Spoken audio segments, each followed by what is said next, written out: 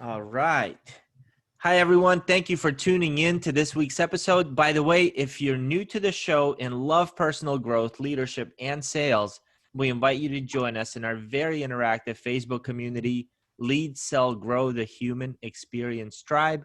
My name's Eric Konovalov, and I'm joined by my very awesome, authentic co-host, whose real name I just found out after episode 45 is Tony for some freaking reason, but we'll still call him Harry.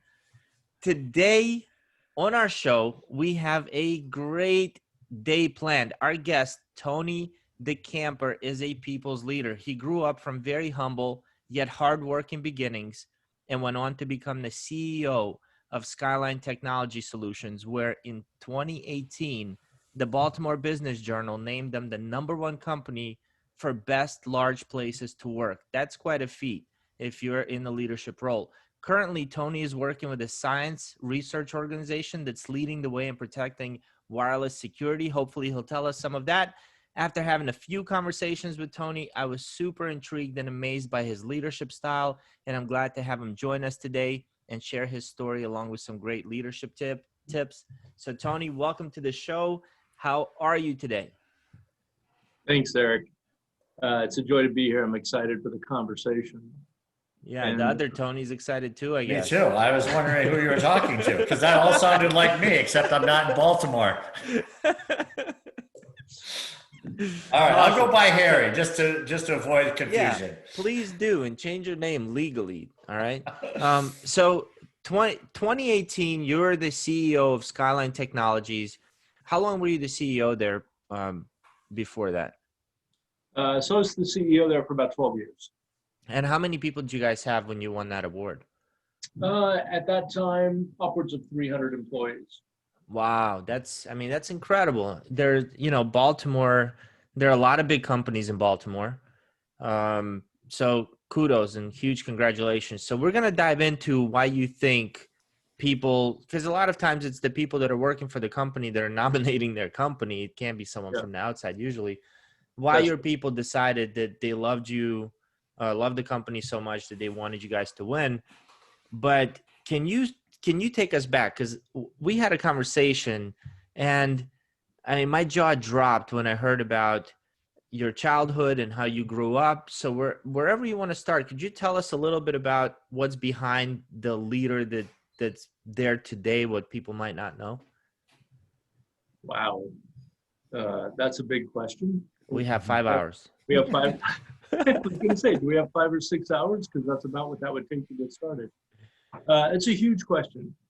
I really don't know how to answer that concisely, so I'll just try and give you an answer, and then you and the other Tony, Harry, can feel free to jump in and ask clarifying questions. For me, what's behind the leader that I am that people don't see is that the misconception of what leadership is. The beginning of that is really that people think leadership is being in charge. They think it means being on top of the organization.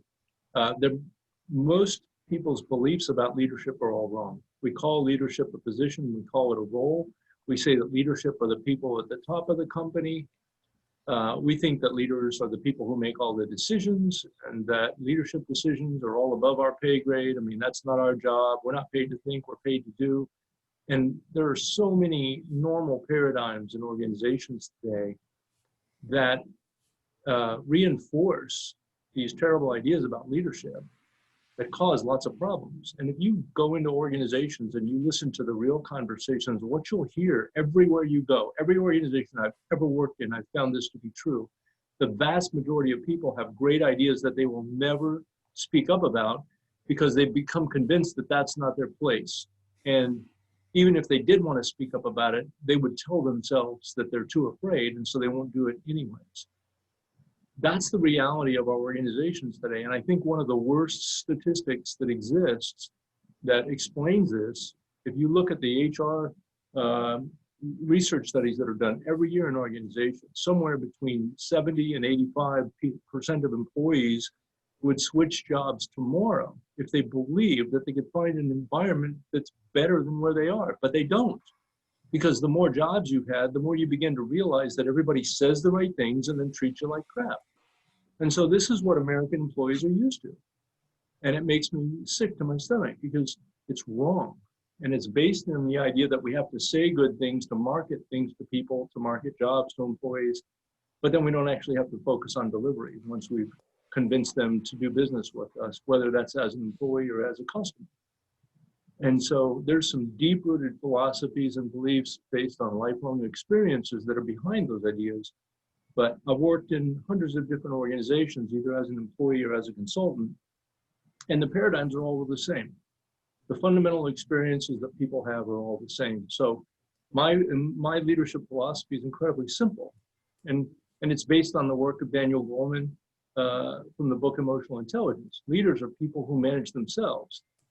And the problem is that we believe that leaders are people who manage themselves well. So the only two types of humans that can't manage themselves are infants and invalids. So if you're managing yourself and making your own decisions, you're a leader. But we've become convinced that leaders are other people, not us. And that is a self-defeating, self-reinforcing negative paradigm. And letting go of that and getting over that is an individual's responsibility.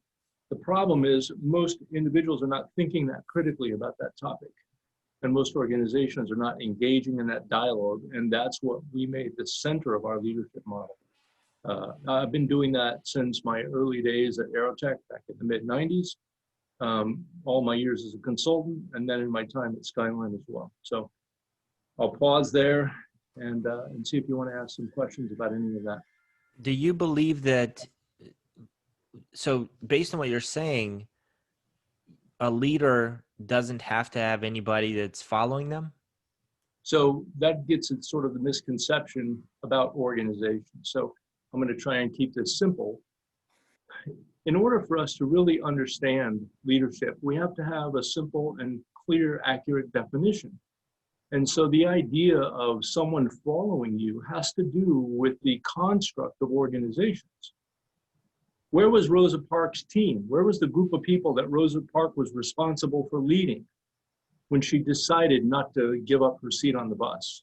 Was she a leader? I think she's one of the strongest leaders in history. Why? Because she stood for the courage of her convictions, and it was her behavior in the face of racist policy that made her a leader, and her willingness to follow her convictions, not do what the law told her to do. She broke the law because it was wrong. And Martin Luther King said, not until the laws of man and the laws of God are synchronized will we have justice and peace in this world. Because she saw that there was a law, that God's law and man's law were not consistent, so she stood for God's law. She wasn't in charge of a group of people. Nobody was following her. So this is part of the misconceptualization of leadership. We think of it as a position. If you look at most definitions of leadership, they're dependent upon the situation that they're defined in. In the military, they explain leadership, they define it in military terms. In companies, they define it in company terms.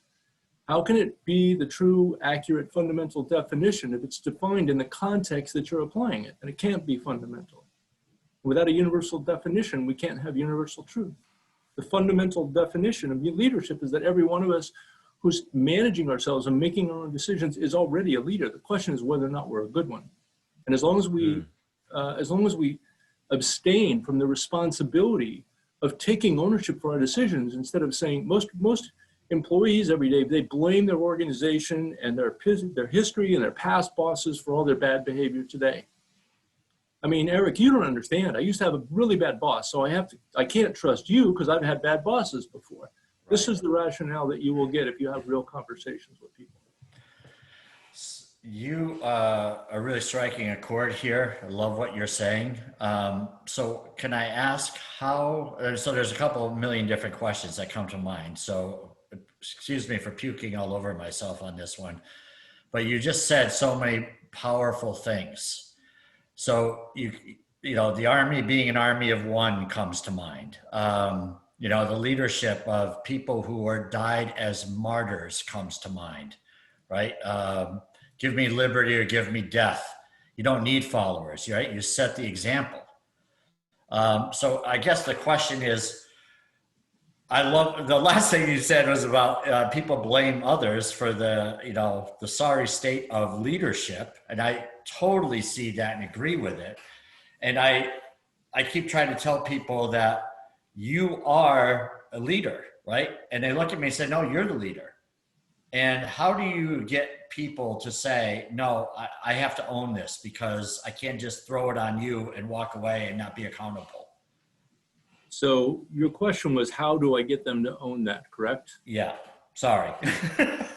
No, that's a good question. The A answer 4-hour question summed up in three words. Yes. All right, guest Tony, please ask his questions for him, please. Yes. which How, The guest Tony.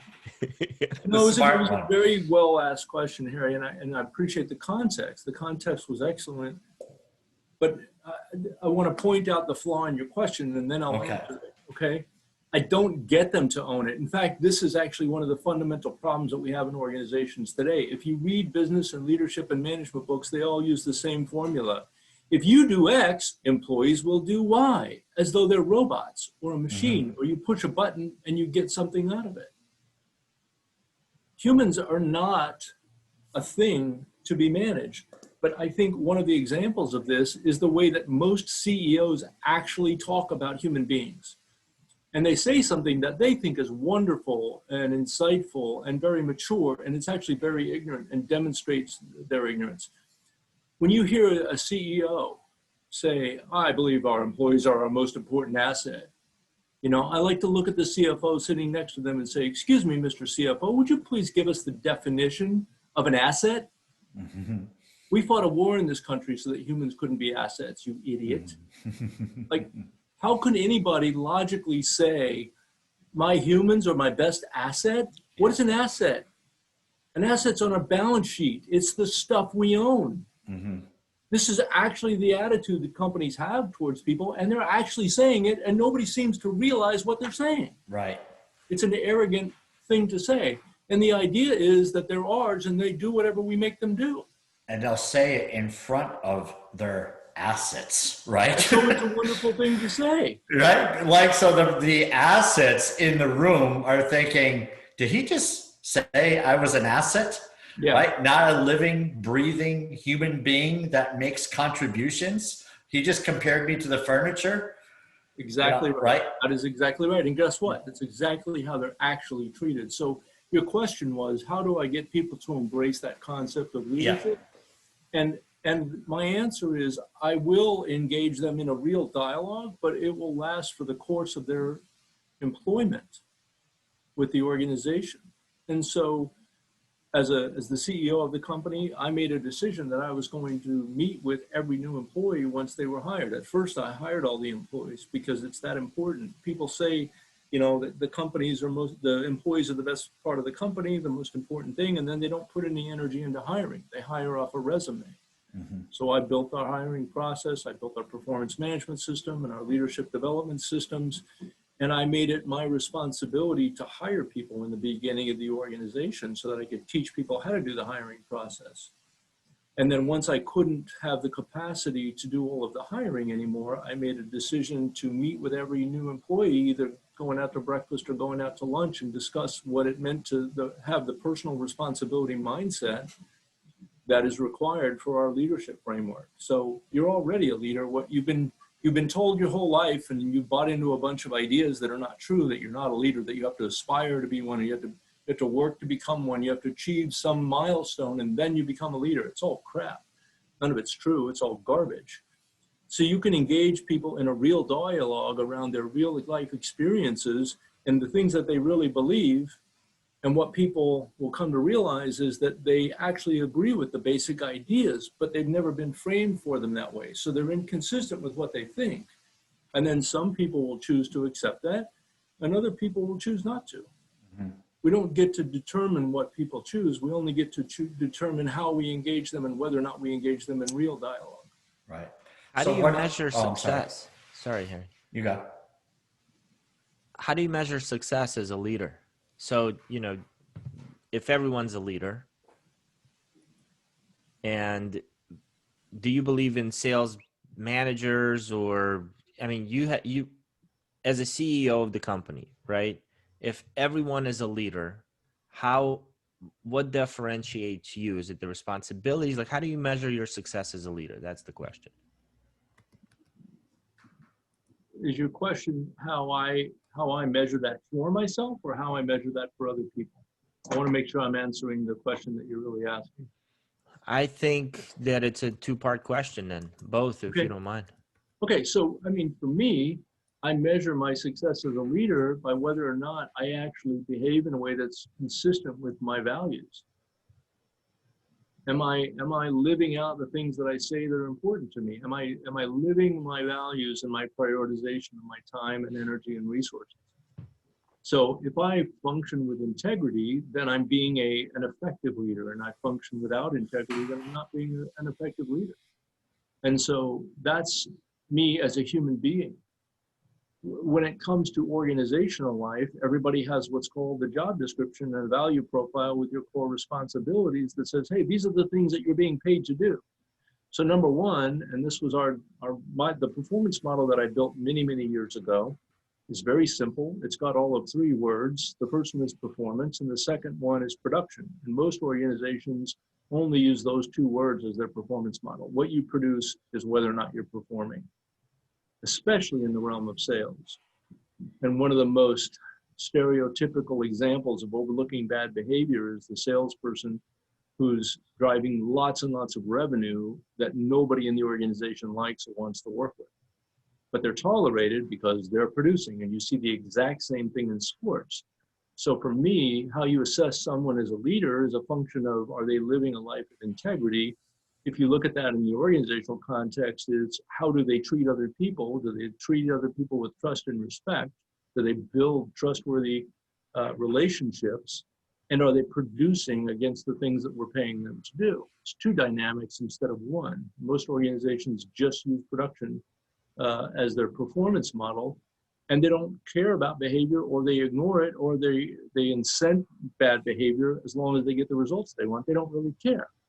And people know that. They know that bad behavior isn't really important in most organizations. So you can get away with lots of stuff as long as you can produce good numbers. Exactly. Yeah. When did you realize that this is what leadership meant for you? Oof, that's a good question. It's a long journey. I mean, to be real, I had a mentor.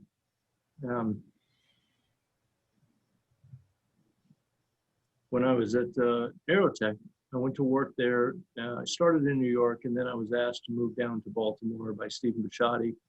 And when I did, I began working with a gentleman named Rick Samuels. Rick was a Naval Academy graduate, successful pilot, graduated from the Navy, went to work for IBM in sales, was a very successful salesperson at IBM, and then he retired. And then he came out of retirement and started doing consulting work, and he worked with Steve Bisciotti, and then Steve brought him in to work with the company. And so Rick was my supervisor when I first started working there. And I was really trying to sort out organizational life. I was young, I was in my late 20s, and I was really trying to make sense of the world. I didn't understand how companies operated. I didn't know how business worked. I've been mostly in frontline jobs my whole life. I grew up doing lots of odd jobs, working in restaurants, doing landscaping. Every menial job that you could think of, I did, washing dishes, whatever it was, I didn't care. I was just trying to make money. And when I started working with Rick Samuels, he started to get me to understand myself. And I was always focused on doing work. That was my paradigm. It's just, I'm here to do a job. I'm not here to do anything other than deliver what the company's asking me to do. And Rick began asking me a lot of questions about what my motivations were and why I was doing what I was doing and how I thought about things. And he asked me questions that I couldn't answer. And he helped me begin to understand myself in a way that I'd never even thought about trying to understand. And so that's really where a big part of my leadership journey started. Prior to going to work for Aerotech, I bought a book. My wife, Kelly, and I lived in New York at the time, and we went to Roosevelt Field Mall out on Long Island, and we went to the bookstore, which we like to do. And she found a book on the discount rack, cost $2, called Quality is Free by Philip Crosby. And she said, hey, aren't you the quality guy in your job now? I said, yeah, I am. She goes, look at this book. And so I bought the book. It was $2. I read it, and I absolutely loved everything it had to say.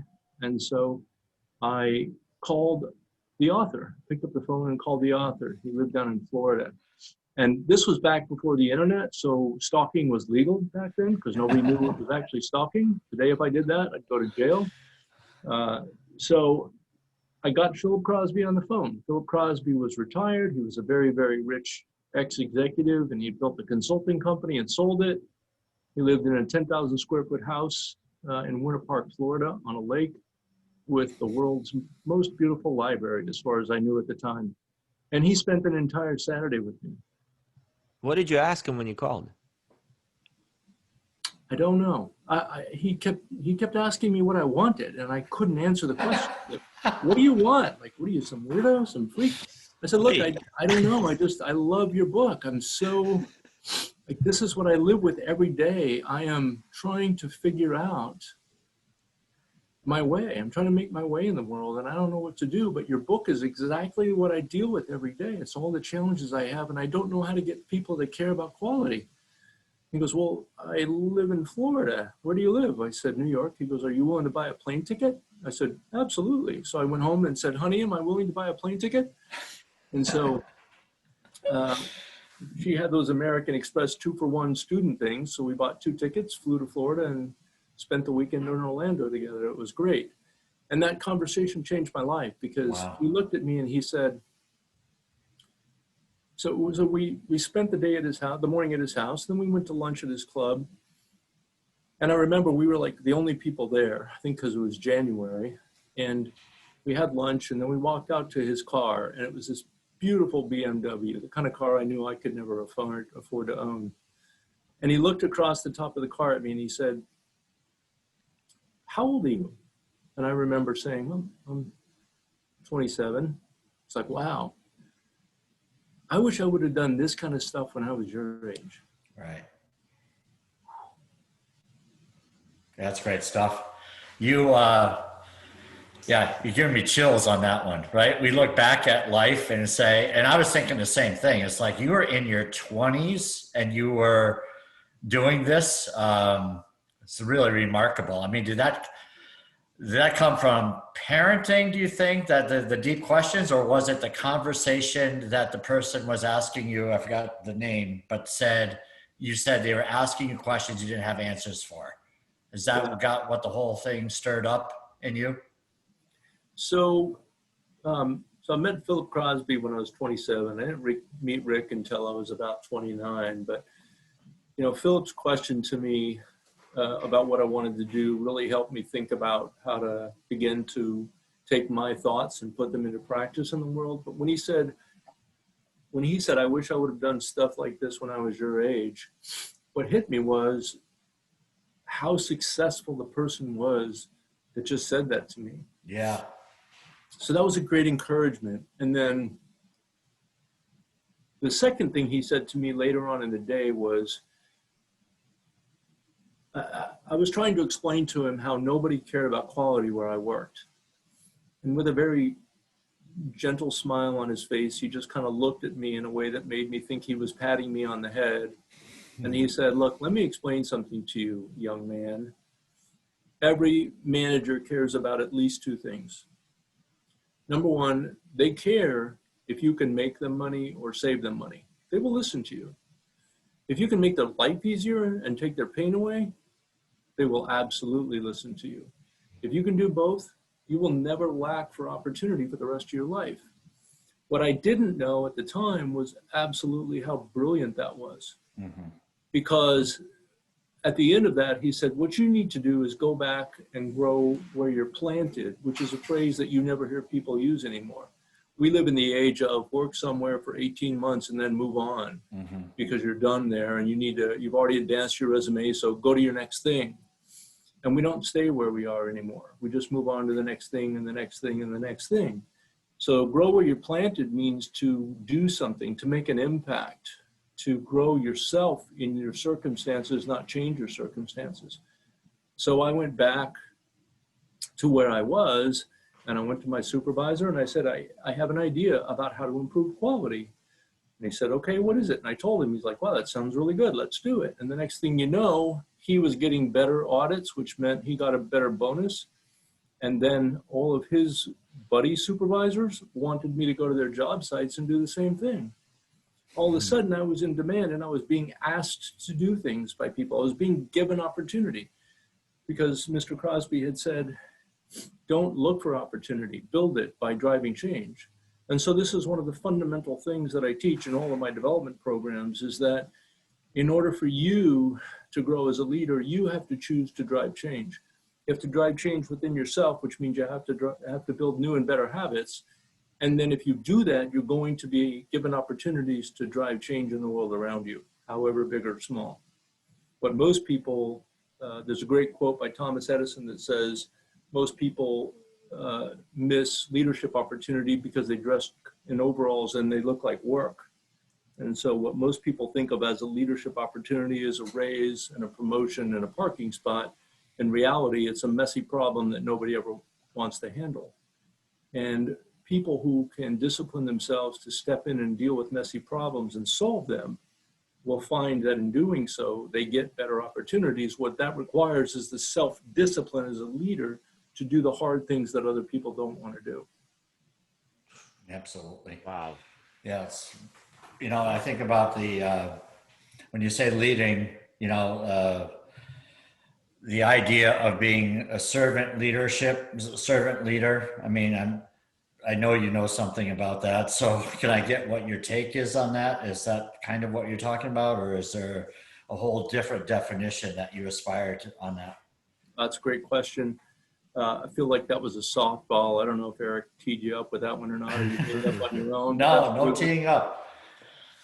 So yeah, for me, the essence of great leadership is servant leadership. I think if you look at history, all of the greatest leaders in history have been the truest servant leaders. And one of the painful arguments that I've had a couple thousand times now that I don't ever want to have again, but I'm sure I will, is the people who look me in the eye and say, well, that sounds great, Tony. Servant leadership, that's great. But what about Hitler? He was a great leader, wasn't he?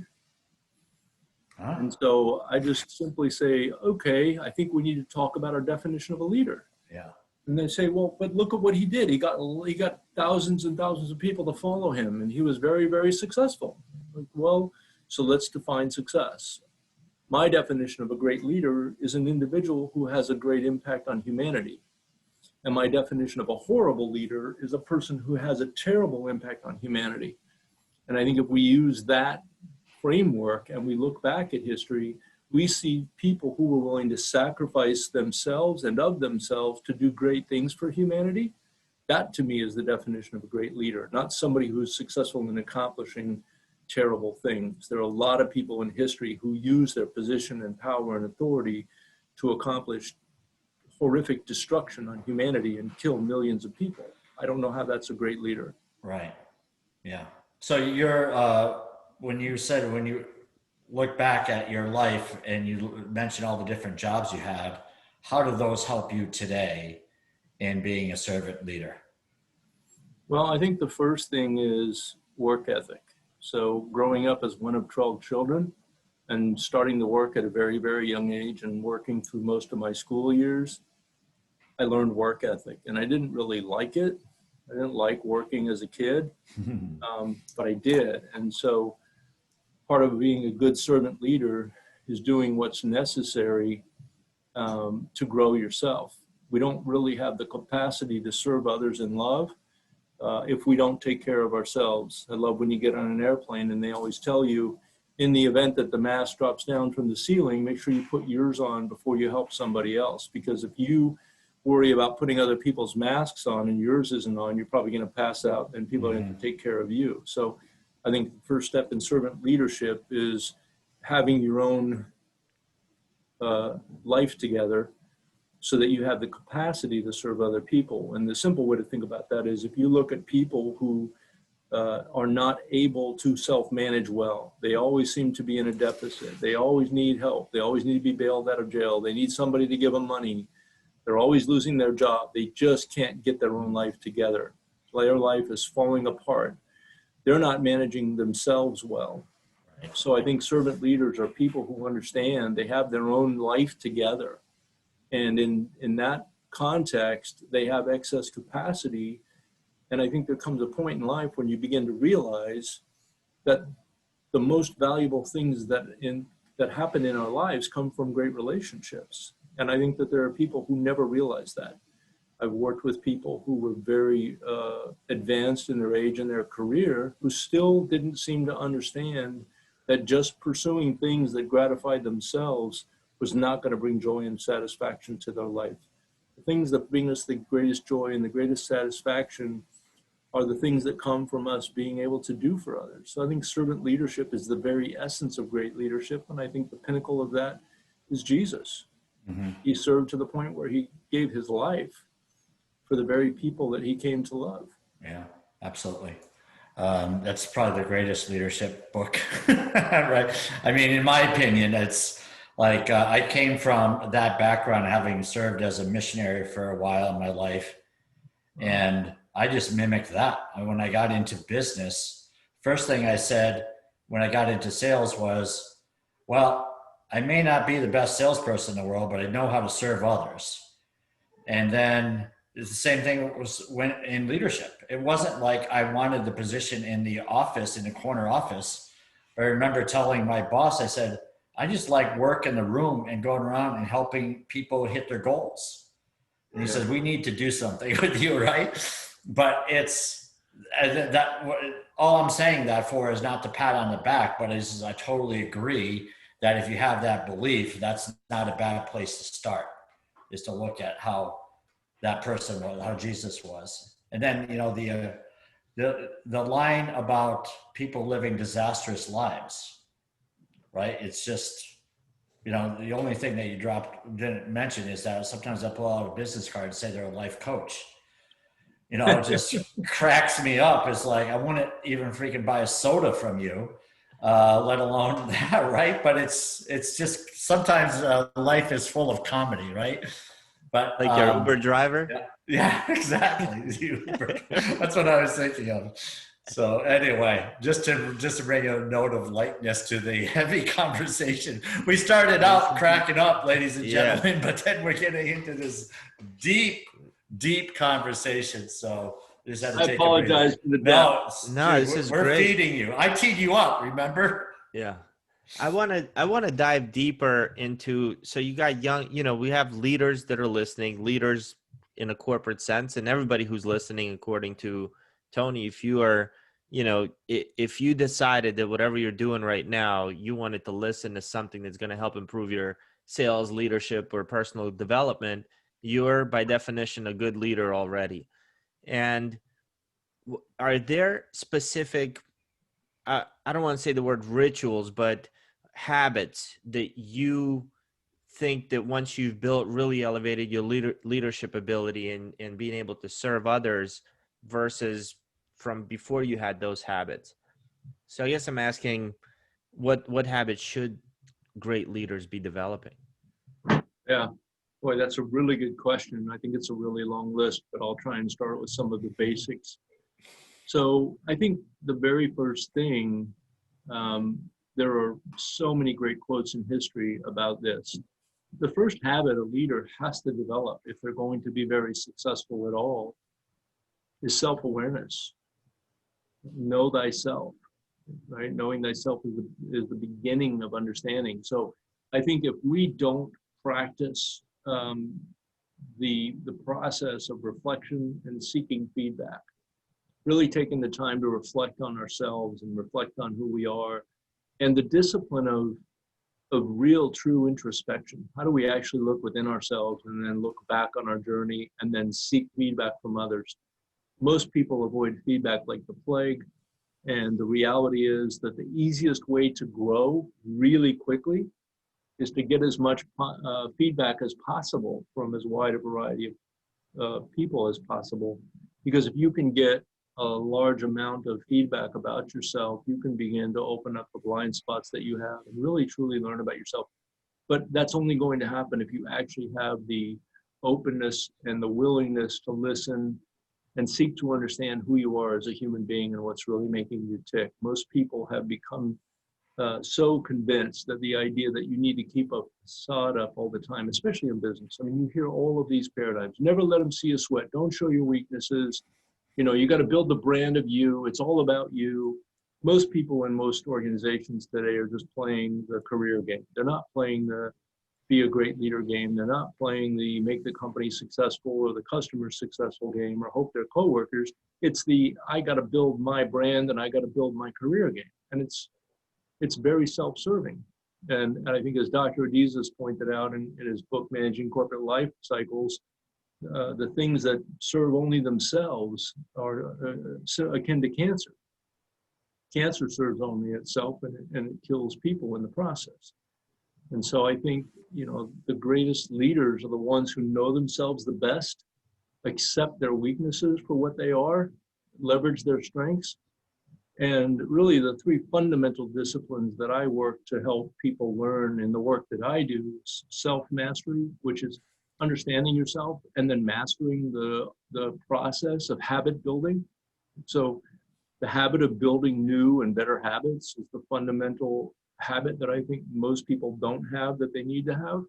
And then on top of that, it's critical thinking. And critical thinking is really complex if you look at all the science behind it. But if you look at the simple applications, the shortest way to think about it is really critically assessing your own thinking.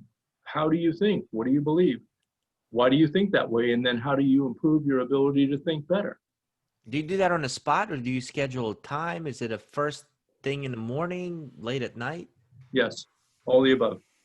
I think, you know, life happens to us, right? And so if we have these habits in place, I think to have a discipline of reflection, we should have scheduled intervals. So you think about a daily interval. Here's 10 minutes at the end of my day where I just stop and I reflect. How did I do today? What are the things that are on my mind? You know, for me, that happens when I'm driving home.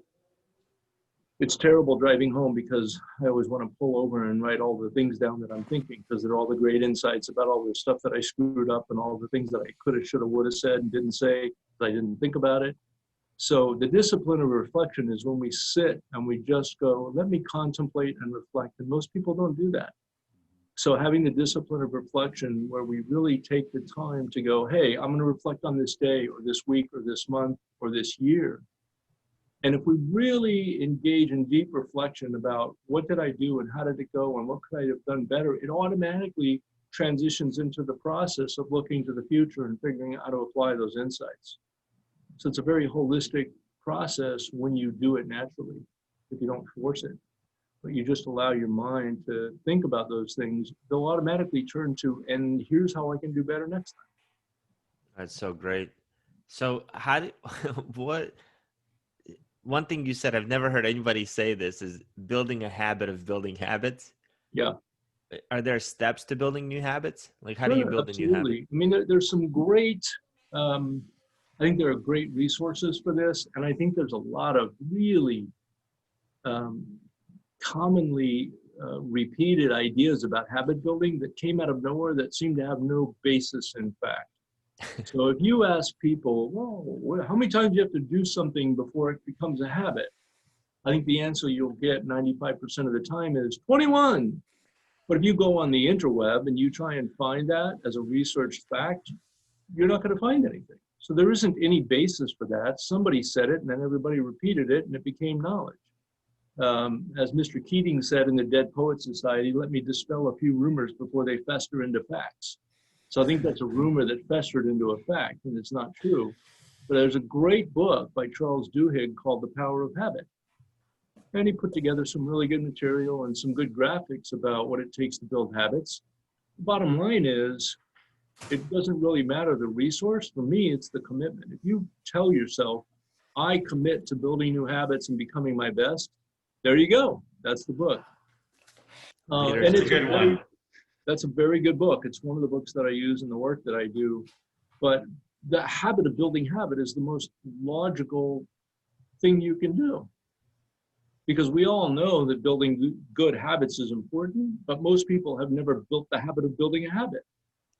So they don't actually have the habit of building a habit. They have the habit of making a commitment on January 1st and giving up by January 14th. Yeah, it's definitely the case. What struck you about that book? I think the simplicity of the models and when I use those frameworks that he teaches, people seem to really gravitate to the models. They really like it. So I think the ability to use the visual models that he put together really help people grasp the concepts quickly and make it something that's very repeatable. So one of the things I got out of that book, thank you for sharing that, is by nature, I'm quick to judge, right? That's the thing that I have to constantly fight against. And, even the simple things, why would you do that, right? You just, but when you think about it, and you said just be introspective about your own thinking and what you could do differently. So in the book, it talks about giving a professor, giving everyone an A before they even started the school season, right? And that simple statement is that I started looking at people, instead of saying, why would you do that? It's like, well, this is an A student, right? So they have their reasons. And, then you start thinking deeper as to why people act the way they do, why they say things they do. And then I started seeing value in it, right? So, having somewhat of an ego when it comes to sales, I figured out things and I felt like I knew what I was doing, and I could tell people this is what you need to do. And then I started realizing that, that's just my opinion. People can be successful doing things a little bit differently than the way I do. So now when I ask someone, it's like, well, why are you doing it this way? And they'll say, well, I don't know, I'm thinking like this. And I'm like, it's a good thought. And instead of saying, years ago, it's like, I'm responsible for the number of this team, do it my way, right? That has completely gone out the window. And I have this now transformed mindset that, people can be successful in spite of their sales leader, sales server, you know what I mean? Yeah. Yeah. I think that's a great point. And I think the point that you're making for me is a very, very simple principle that most humans struggle with. You talked about being judgmental. There's some great work about working with mental models in the book, The Fifth Discipline, and the Fifth Discipline Field Book. And one of the frameworks that they utilize is called the ladder of inference. And the ladder of inference is a simple visual that looks at how quickly we judge and why we judge and what we base our judgments on. So the fundamental challenge, this gets at the issue of self-management and self-mastery. We really try and stop and ask ourselves, how frequently are we judging in our minds? The answer is all the time. Our brain is constantly judging and evaluating everything around us every second. Mm-hmm. And what is our brain basing its judgments on? Our past. What we can see and what we can hear. Yeah. And then it's filtering it through our past. So we're taking in tiny little bits of data, adding hordes of information to it from our own personal past. This is exactly why people say, Harry, I really like you and you're a good manager and I want to do the job, but you don't understand. My past 3 sales managers all did this. So, I just have a barrier here and I can't work with you this way because of what's happened in my past. People will actually literally say that to you as though somehow their past is a great justification for their current failures, right? Rather than saying, well, let me think about that. Why is it that I'm actually not willing to change my behavior based on the situation I'm in now? So the point is that I think what you said is where most people struggle. You said that you chose to overcome your judgment and start to ask people why, and then see judgment in what they were saying. That's where we struggle. So this is one of the fundamental issues we have with communication. When we listen to people talk, we don't actually listen to what they mean. We hear what they say, and then our past tells us what they mean, and then we respond, and we usually respond in judgment.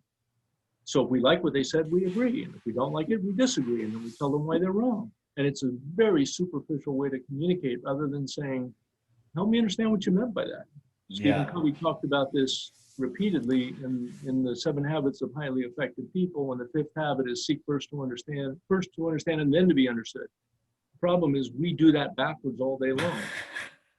Everybody walking around seeking to be understood. You don't understand. This is my truth. This is how I feel about it. You have to listen to me.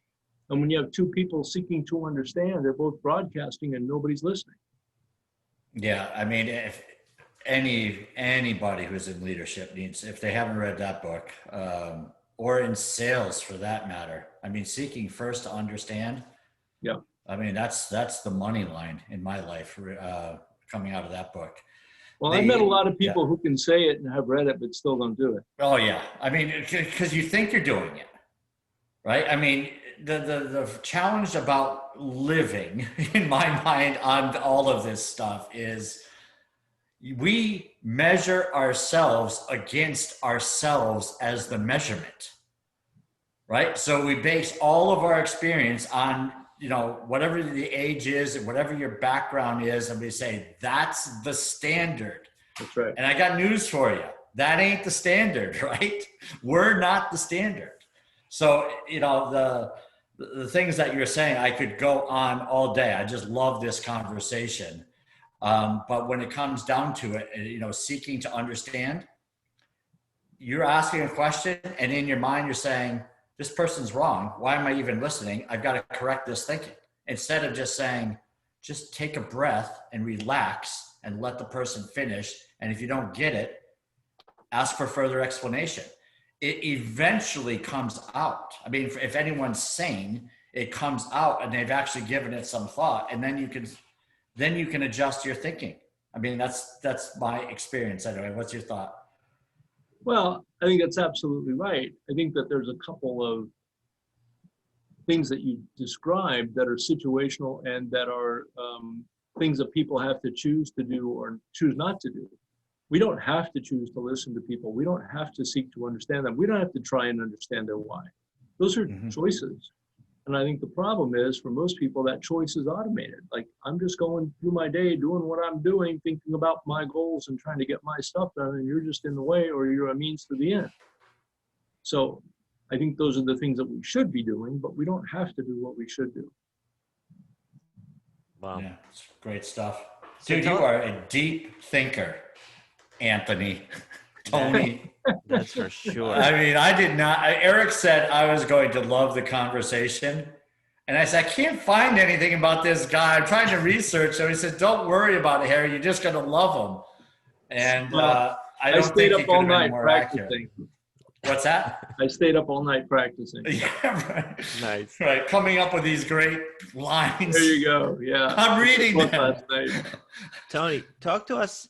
It sounds like you've done a good job at hiring the right people, and you did not take that process lightly. I mean, that was a serious process for you.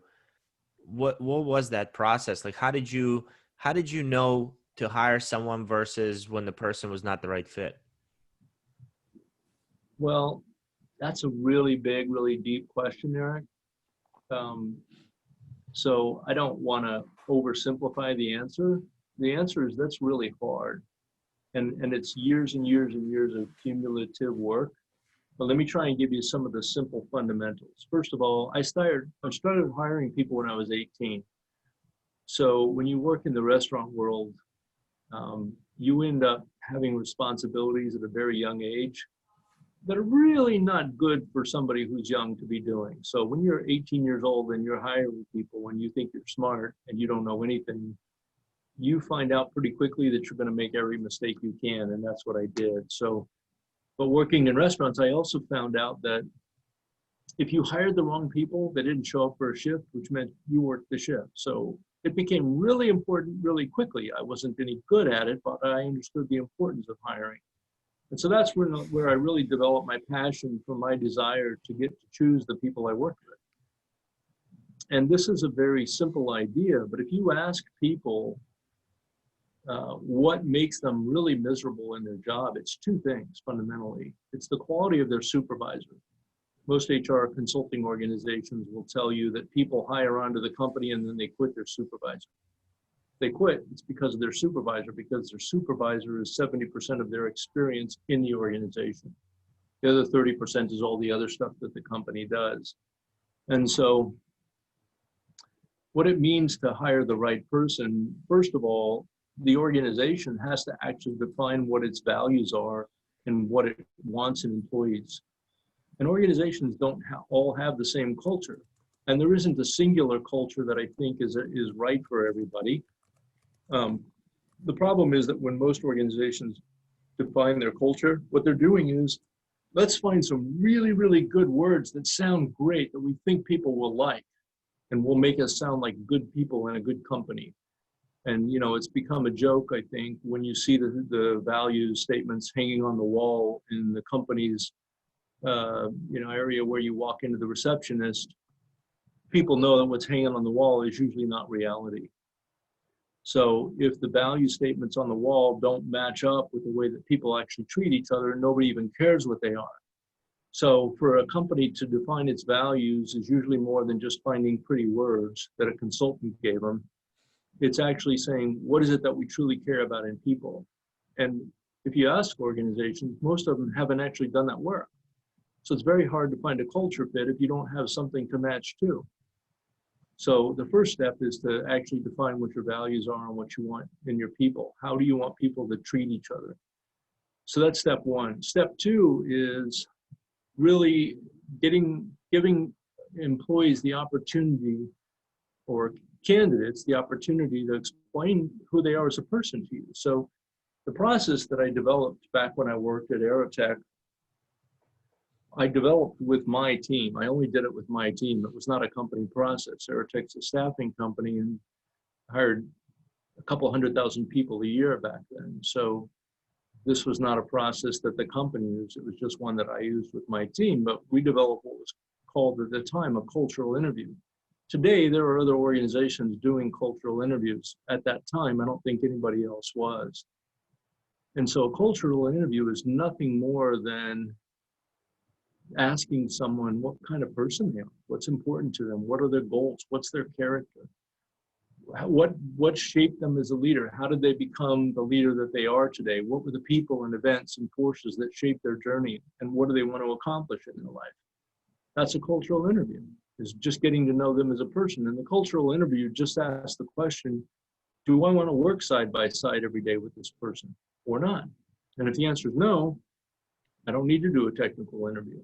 If the answer is yes, then I do a technical interview. And if that goes well, then the process is, let's sit down with our company values, let's talk about our expected leadership behaviors, and let's look at the value profile and all the tasks and responsibilities that are associated with the job.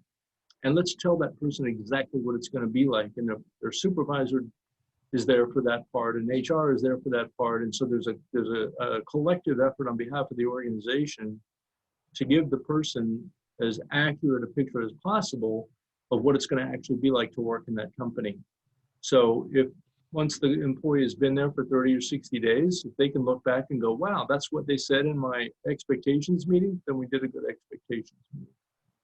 That is pretty powerful stuff. What were the values that you had set out for your company as the CEO? So our focus was really on treating customers and employees and the community the same. So in most organizations, you'll see this differentiation. We treat customers this way, we treat employees this way, and we have different sets of values for the community. For us, it was about building trust-based relationships with all three of those groups. So our goal was to take our customers' pain away, which meant serving our employees in such a way that their focus was serving the customer well. So serving out through the organization rather than up in the organization. In most organizations, you have to serve up. You have to serve your boss, who serves their boss, who serves their boss. And everybody's worrying about serving up because they're worrying about getting a promotion rather than serving outwards. So you know when an organization is serving outwards because of how the customers of that organization feel about it. When an organization is designed for service, the customers experience it. When you drive up to the Chick-fil-A window, it's my pleasure to serve you today. How can I serve you? And that's across their organization. They They embody service, and they do a great job of teaching their people how to live their culture. It's an excellent organization. It's a good example where you can see that in action.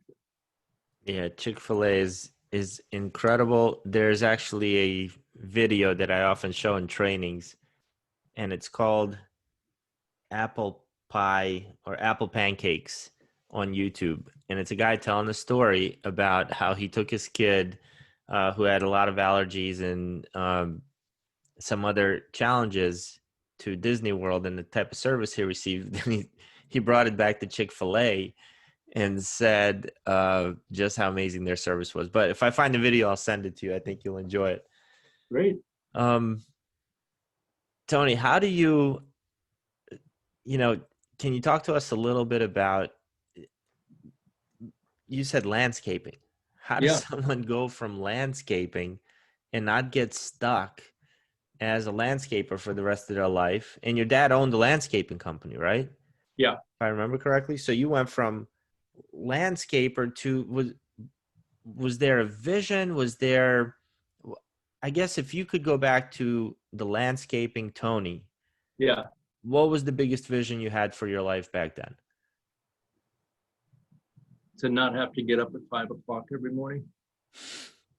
That was really it. I mean, I was doing that as a kid. So I grew up in Las Vegas. So I grew up in an area where landscaping was hard because we were in the middle of the desert. So that's a pretty tough thing to do. But when you're a kid, getting up at 5 o'clock in the morning to go out and mow people's lawns, it wasn't a lot of fun, and I didn't like it at all. So I just wanted to have a life where I wasn't doing that every day. That was really the scope of my vision. It wasn't anything more than that. Wow. What's young leaders? What's one of the? Well, hold on. Before that, there's something that slipped my mind really quick. You were talking about the interviews that you do, but nowadays there's so much red tape from HR and what you can and can't say in interviews. And so, how do you bypass? I think you have to be able to bypass that to really get to know a person. No, I disagree. So That's one of the concerns that we always hear. Like, wait a minute, is this legal? I don't know. Is it okay to ask someone what kind of person they are? Is that legal? Is there a law against that? So if you go through and actually read all of the regulations around what you can and can't say in interviews, it's great. It's easy to abide by because we're not actually doing any of that. Asking someone what their character is and what their goals are and who the people in their life that are important to them and shape them, and what's your leadership philosophy, and how do you like to supervise people, and how do you define success? There's no HR laws against any of that stuff. But what you said is a really common reaction. It's how most people react to that when they hear that, like, oh my gosh, you must be really out of the boundaries. Like, you're probably violating people's privacy. Just ask. If you were at a bar talking to somebody, it's the kind of questions you would ask them. It's just getting to know a person for who they are as a person, and absolutely nothing then other than that. So it's really simple. It's a good question. The answer is you can throw all the laws you want around that process. It doesn't violate anything. I want to know who somebody is. Are you going to be enjoyable to work with? That's it. Awesome. Yeah, and it's not an entitlement, right? You're not entitled to come work here. We got to make sure it's a good marriage.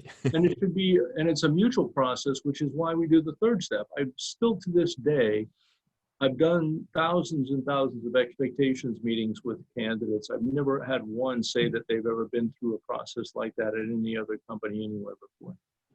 Why organizations don't take the time to turn the tables and say, we want you to interview us now. Tell us what's important to you. Tell us what you expect. Let's walk through the job description. How would you do this job? Because you're going to own it. Once you come to work for the organization, you're responsible to keep your job description up to date and to change it if you want in collaboration with your supervisor. That is just awesome. I mean, I could see how people could just thrive in that environment. The right people will thrive in that environment. So it's important to get the right ones on board. Yeah, definitely. The interesting part is that most of the people who thrive in that environment really struggle with it in the beginning. And I'll tell you the number one reason why. Most human beings, most employees, anywhere you go, struggle with self-confidence. they will try and make it look like they know what they're doing, and they want to look smart, and they don't want to make mistakes, and they don't want to ask questions that make them look stupid. Most people.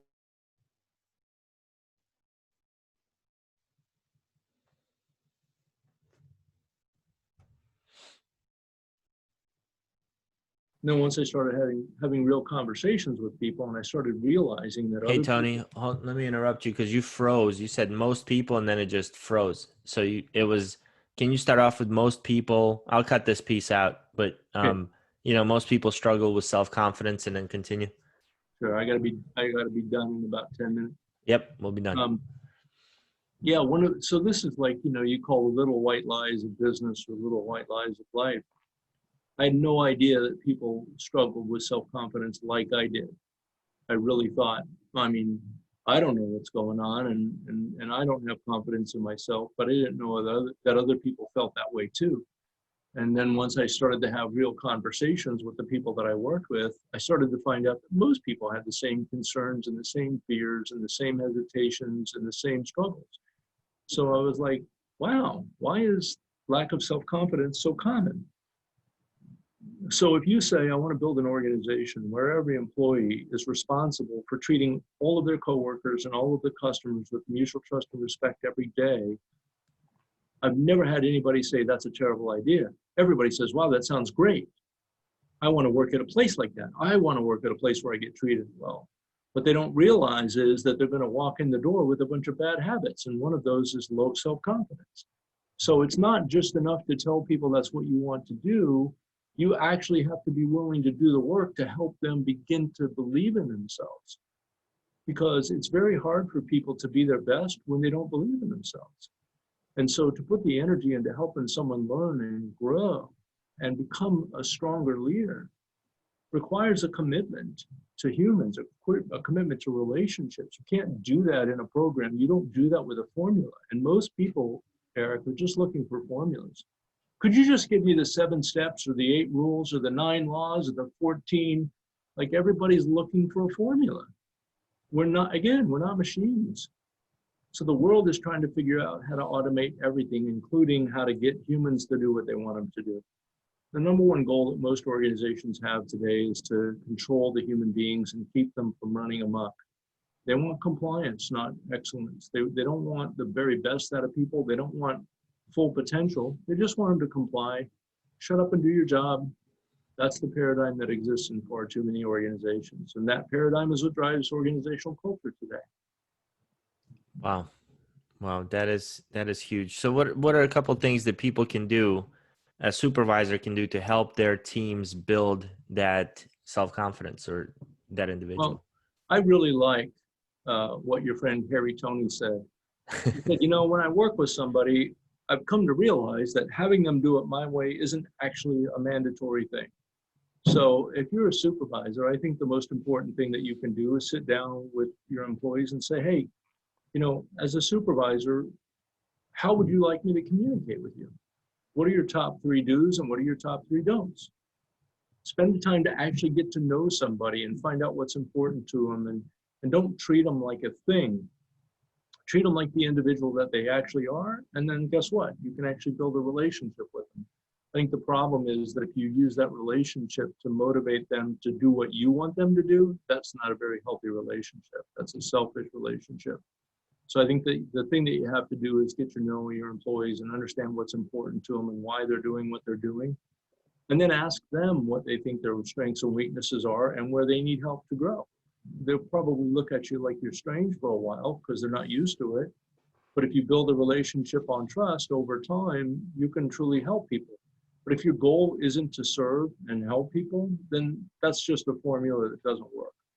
If Wow. you're a person who wants good relationships and trust-based relationships, that's the simplest thing in the world to do. Simple is not always easy, but Simple is rarely easy. yeah, E equals MC squared is simple. It sure as heck wasn't easy. that's a great point. So what's next for you? I think what's next for me is just spending more of my time and energy working with churches and working with pastors. So I have some good relationships with local pastors in the area who really want to grow their churches and want to grow their leadership skills.